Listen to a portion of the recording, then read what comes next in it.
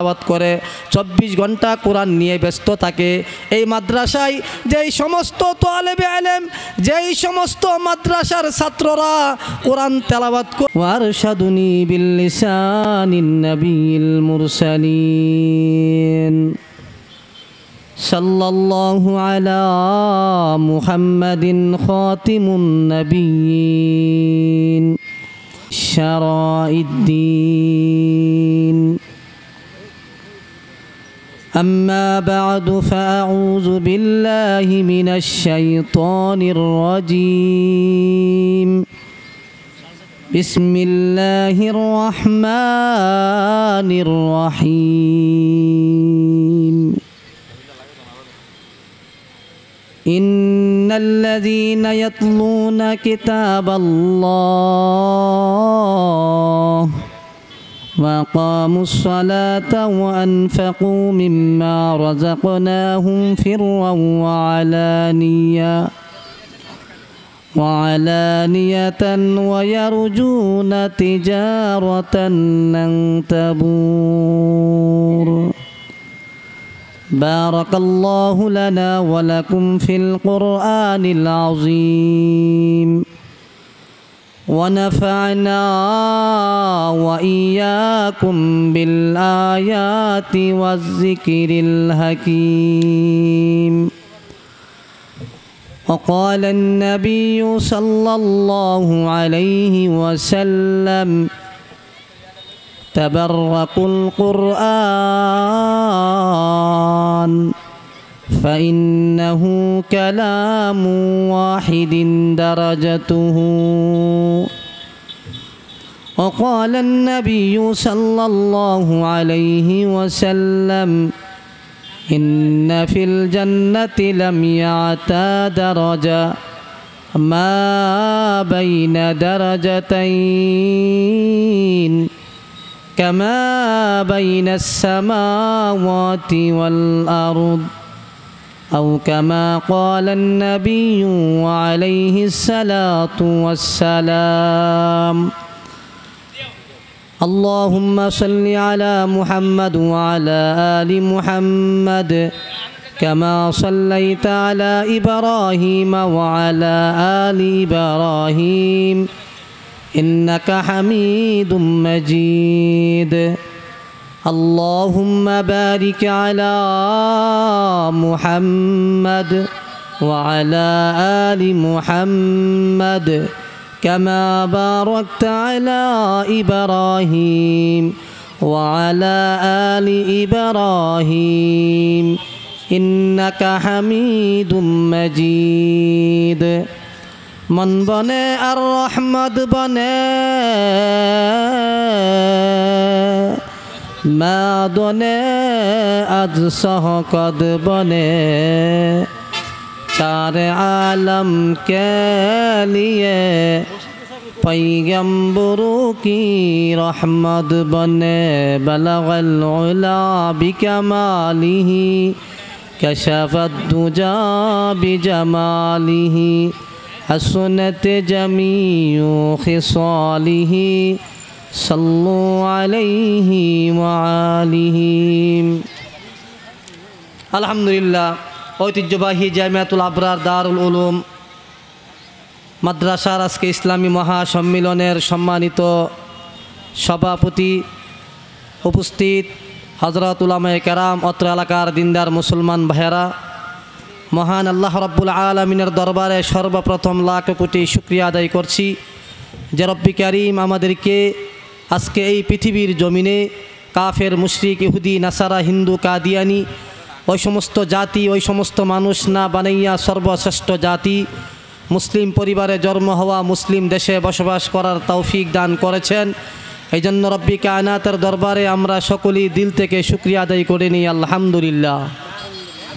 মুহতারাম হাজিরিন, রব্বি কারিমের দরবারে দিল থেকে আরও শুকুর আদায় করব যে আল্লাহ রব্বুল আলামিন আমাদেরকে আজকে ঐতিহ্যবাহী জামিয়াতুল আবরার আল ইসলামিয়া মাদ্রাসার ইসলামী মহাসম্মিলনে আসা বসা, উলামায়ে কেরামের পবিত্র জবান থেকে মূল্যবান কিছু নসিহত শোনার তৌফিক দান করেছেন।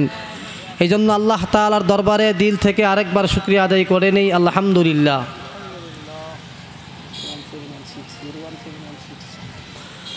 আল্লাহ তাআলার দরবারে আমরা হাজারো কোটি শুকরিয়া যে আল্লাহ তাআলা আমাদেরকে মুসলমান হিসাবে এই দুনিয়াতে প্রেরণ করেছেন।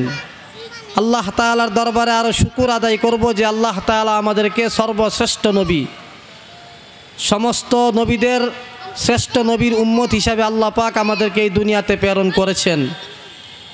এই জন্য আরেকবার শুকরিয়া আদায় করে নেই আলহামদুলিল্লাহ। মুহতারাম হাজিরিন, আল্লাহ তাআলার দরবারে আরও শুকর আদায় করব যে আল্লাহ তাআলা আমাদেরকে আমাদের বিশ্বনবী সাল্লাল্লাহু আলাইহি ওয়াসাল্লামের উপর আল্লাহর পক্ষ থেকে যত কিতাব দুনিয়াতে নাজিল হয়েছেন এর মধ্যে সর্বশ্রেষ্ঠ কিতাব হলো কুরআন। এই কুরআন সর্বশ্রেষ্ঠ কিতাব বিশ্বনবীর উপর নাজিল হয়েছেন। এই জন্য কোরআন থাকবে পৃথিবী থাকবে, কোরআন থাকবে না পৃথিবীর কোনো অস্তিত্ব থাকবে না। এই জন্য এই কোরআন যতদিন পর্যন্ত কোরআনের শাসন, কোরআনকে আমরা অনুসরণ করব, কোরআনের মহাব্বত যতদিন ভিতরে আমাদের দিলের ভিতরে থাকবে, আমাদের অন্তরে থাকবে, ততদিন পর্যন্ত আল্লাহ তাআলা পৃথিবীকে হালাক করবেন না। যেদিন আমরা কোরআন থেকে বিচ্ছিন্ন হয়ে যাব, যেদিন কোরআন থেকে আমরা দূরে চলে যাব, যেদিন কোরআন থেকে আমরা দূরে সরে যাব, সেদিন আল্লাহ পাক এই দুনিয়াকে ধ্বংস করে দিবেন, দুনিয়াকে হালাক করে দিবেন।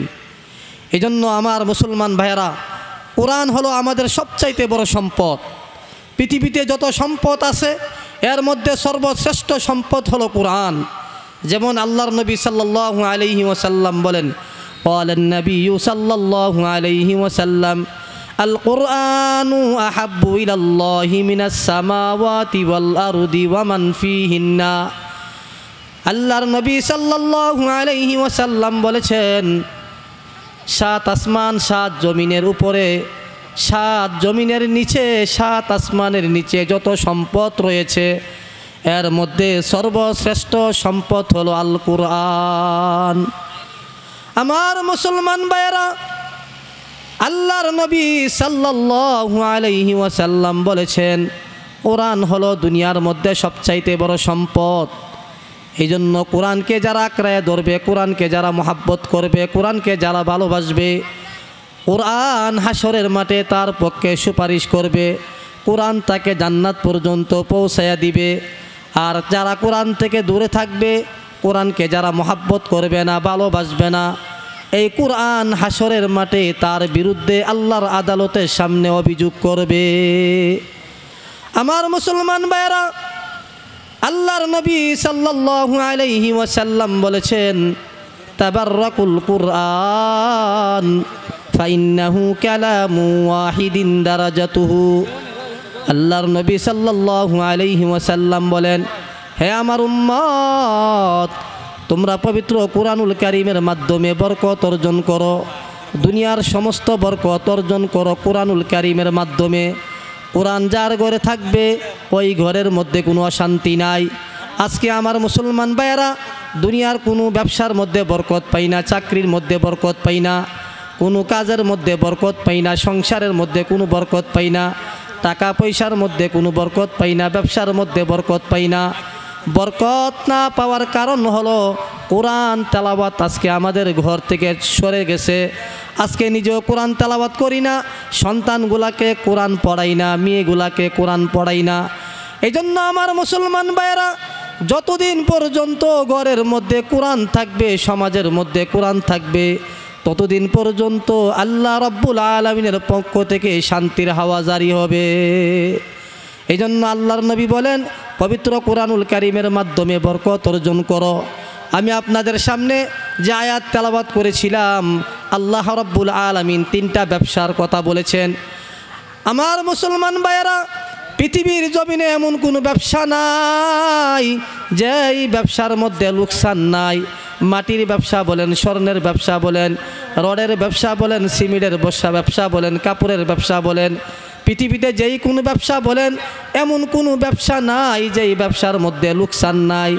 আমার আল্লাহ বলেন, এ দুনিয়ার মানুষ, আমি আল্লাহর সাথে যারা 3টা আমলের মাধ্যমে ব্যবসা করবা, যেই ব্যবসার মধ্যে জিন্দিগিতে যারা পরিমাণ কোনো লোকসান হবে না, বলেন সুবহানাল্লাহ।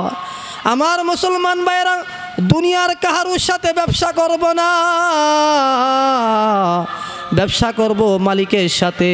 আসমানের মালিক, জমিনের মালিক, আমার আপনার মালিক, হায়াতের মালিক, মৌতের মালিক, যে আল্লাহ আমাদেরকে দুনিয়াতে পাঠাইছে, যে আল্লাহ আসমান জমিন বানাইছে, ওই মালিকের সাথে তিনটা আমলের মাধ্যমে ব্যবসা করব, মালিকের সাথে চুক্তি করব, যেই ব্যবসার মধ্যে যাররা পরিমাণ কোনো লোকসান হবে না। আল্লাহ রাব্বুল আলামিন বলেন, ইন্নাল্লাযীনা ইয়াতলুনা কিতাবাল্লাহ। আল্লাহ রাব্বুল আলামিন বলেন, এক নম্বর যারা কোরআন পড়বে, যারা কোরআনকে মহাব্বত করবে, কোরআনকে ভালোবাসবে, সে যেন আমি মালিকের সাথে একটা ব্যবসা করলো, যেই ব্যবসার মধ্যে যাররা পরিমাণ কোনো লোকসান হবে না।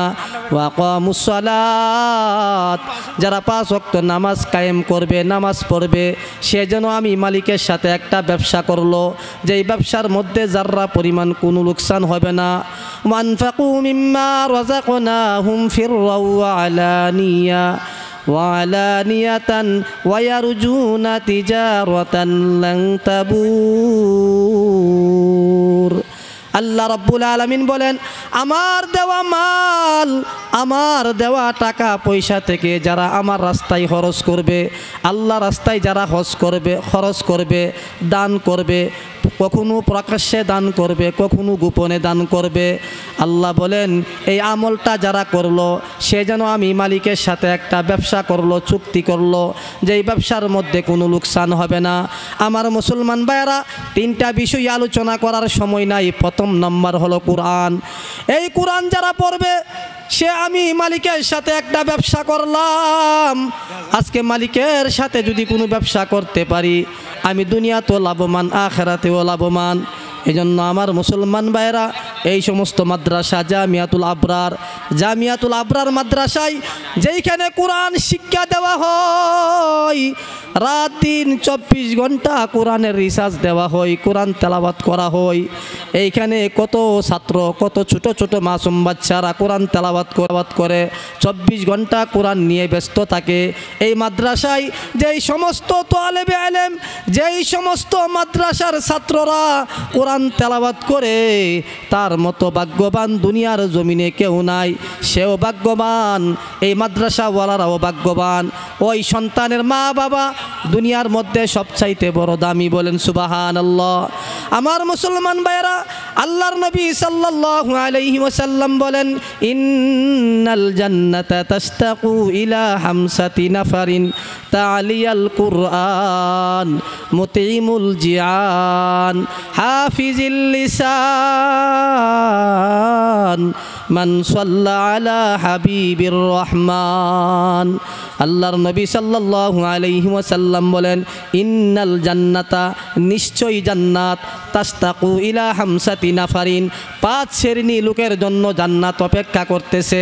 আমার মুসলমান ভাইরা, জান্নাতের অপেক্ষা করতে হবে না, জান্নাত আমাদের জন্য অপেক্ষা করতেছে যারা 5টা আমল করবে। এর মধ্যে 1 নম্বর হলো তালিয়াল কুরআন, যারা কোরআন তেলাওয়াত করবে, যারা কোরআনকে সম্মান করবে, কোরআনওয়ালাদেরকে মহাব্বত করবে, কোরআনওয়ালাদেরকে ভালোবাসবে, জান্নাত তার জন্য অপেক্ষিত, বলেন সুবহানাল্লাহ। এই জন্য আমার মুসলমান ভাইয়েরা, যারা কোরআন পড়ে, যারা কোরআন পড়ায়, তারা দুনিয়াতেও দামি, আখিরাতেও দামি। আল্লাহর নবী বলেন, ইয়া আবা হুরাইরাতা তাআল্লিমাল কুরআন ওয়া আল্লিমাহুন নাস। অনেক লম্বা হাদিস। এই হাদিসের মধ্যে আল্লাহর নবী সাল্লাল্লাহু আলাইহি ওয়াসাল্লাম বলেন, হে আবি হুরাইরা, কোরআন তেলাওয়াত করো, কোরআন পড়ো, কোরআন মানুষকে পড়াও। এই আমল তুমি মৃত্যু পর্যন্ত করতে থাকো। যেদিন দুনিয়ার জমিন থেকে তুমি বিদায় হয়ে চলে যাবা, সেই দিন থেকে তোমার কবর জিয়ারত করার জন্য আসমান থেকে ফেরেশতা আগমন করবে, বলেন সুবহানাল্লাহ। আমার মুসলমান ভাইরা, যারা কোরআন পড়ায়, যারা কোরআন পড়ে, যেদিন দুনিয়ার জমিন থেকে চলে যাবে, তার কবর জিয়ারত করার জন্য প্রতিদিন আসমান থেকে কবর জিয়ারত করার জন্য আসবে। সে কতই না ভাগ্যবান। যেই হাফেজে, যেই কোরআনের হাফেজ, তার কি দাম। আল্লাহর নবী সাল্লাল্লাহু আলাইহি ওয়াসাল্লাম বলেন, ইকালু লি সাহিবিল কুরআন ইকরাউ ওয়ারতাকি ওয়ারাত্তিল কামা কুনতা তুরাত্তিলু ফিদ দুনিয়া ফাইন্না মানসিলাকা ইনদা আখিরি আয়াতিন তাকরাউহা। আল্লাহর নবী সাল্লাল্লাহু আলাইহি ওয়াসাল্লাম বলেন, হাসরের মাঠে কোরআনওয়ালাদেরকে, যাদের কোরআন, আল্লাহর কোরআন আসমানি কিতাব, যার সিনার ভিতর আছে, কোরআনের হাফেজদেরকে হাসরের মাঠে আল্লাহ বলবেন, হে কোরআনের হাফেজরা, যারা দুনিয়ার মধ্যে কোরআন তেলাওয়াত করছো, তারতিলের সাথে হুজুর সাথে সুন্দর করে কোরআন তেলাওয়াত করছো, আজকে আখেরাতে কোরআন তেলাওয়াত করো আর জান্নাতে উঠতে থাকো। যেইখানে তোমার কোরআন তেলাওয়াত শেষ হবে সেইখানেই হবে তোমার বাসস্থান। বলেন সুবহানাল্লাহ। আমার মুসলমান ভাইরা, আল্লাহর নবী সাল্লাল্লাহু আলাইহি ওয়াসাল্লাম বলেন, দারাজাতুল জান্নাহ মিসলু আদাদি আইল কুরআন। পবিত্র কোরআনুল কারিমের মধ্যে যতগুলো আয়াত আছে, জান্নাতের বিল্ডিংয়ের ততটা তলা আছে। আমার মুসলমান ভাইয়েরা, বোঝা গেল কোরআনের মধ্যে ৬৬৬৬ আয়াত আছে। জান্নাতের বিল্ডিংয়ের তালা হবে ৬৬৬৬ তালা। আল্লাহর নবী বলেন, কোরআনের হাফেজরা, কোরআনের আলেমরা কোথায় থাকবে এবার বুঝো। ও দুনিয়ার মানুষ, দুনিয়ার মধ্যে ১০ তালা ২০ তালা বিল্ডিং দেখলে আমরা তাকায়া থাকি, এত বড় টাওয়ার, এত বড় বিল্ডিং। আল্লাহর নবী বলেন, এ দুনিয়ার উম্মত, ও কোরআনের হাফেজরা, কোরআনের আলেমরা, তুমি যে হাসরের মাঠে ৬৬৬৬ তালা বিল্ডিংয়ের উপরে জীবন যাপন করবা, জান্নাতে থাকবা, গোটা জিন্দিগি তোমার সুখীময় হবে, আখিরাতের জিন্দিগি সুখীময়। ও কোরআনের হাফেজরা, তুমি কি জানো জান্নাতের বিল্ডিংয়ের তালা, এক তলা থেকে আরেক তলার দূরত্ব কি পরিমাণ? আল্লাহর নবী হাদিসের মধ্যে বলেন, ক্বালান নাবিয়্যু সাল্লাল্লাহু আলাইহি ওয়াসাল্লাম, ইন্না ফিল জান্নাতি লাম ইয়াতা দারাজা মা বাইনা দারাজাতাইন কামা বাইনাস সামাওয়াতি ওয়াল আরদ। আল্লাহর নবী সাল্লাল্লাহু আলাইহি ওয়াসাল্লাম বলেন, কোরআনের হাফেজরা যেই বিল্ডিংয়ে থাকবে, এই বিল্ডিংয়ের তালা কতটুকু দূরত্ব হবে? বাইনাস সামাওয়াতি ওয়াল আরদ, আসমান থেকে জমিন যতটুকু পর্যন্ত, আসমান এবং জমিন যতটুকু দূরত্ব, জান্নাতের এক তালা থেকে আরেক তালার সাথ সেই পরিমাণ দূরত্ব হবে। বলেন সুবহানাল্লাহ। আমার মুসলমান ভাইরা, আজকে আমাদের গ্রামের, আমাদের শহরের, আমাদের দেশের বিল্ডিংয়ের এক তালা থেকে আরেক তালার দূরত্ব হলো 12 ফুট। কথা ঠিক কিনা বলেন? সর্বোচ্চ 13 ফুট, 14 ফুট।